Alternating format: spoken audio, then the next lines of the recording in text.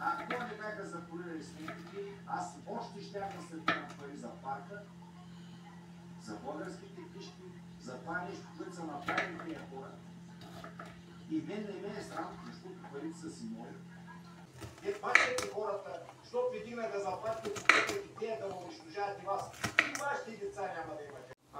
Едно е да има камера. Не мога да наричаш човек или хора.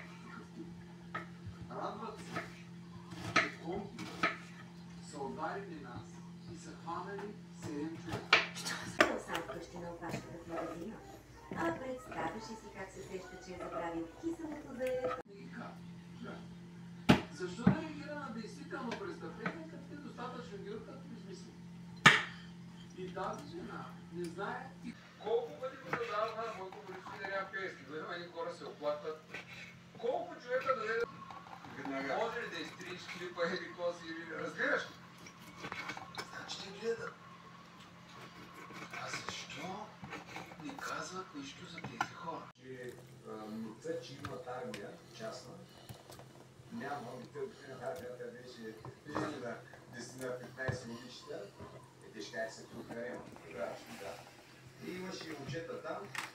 И да изпратиш жандармерията и представете си, значи те имат разузнаване. За улицата отцепиха стените. Видях, да, всека на улица стените се едно, че има убийство. Значи това е брутално психически порно. Значи... Два компютъра и един iPhone. Да, и никой няма да каже, ако ги поиска. Значи това е напротив шедьоврите, които той ги измисли, като дойде на власт, като почнаха с Цветан Цветанов, да мачат да вземат бизнесите на хората. Значи вместо да езика е човека. Нито ще ще откаже.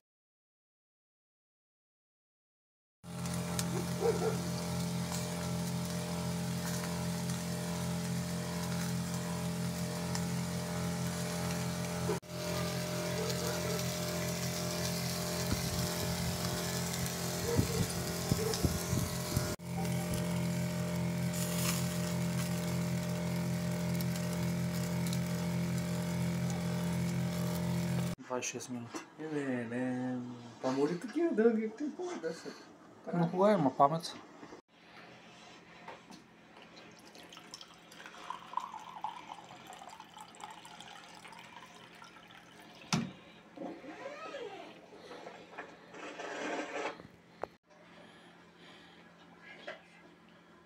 Şimdi yatak nerede araba?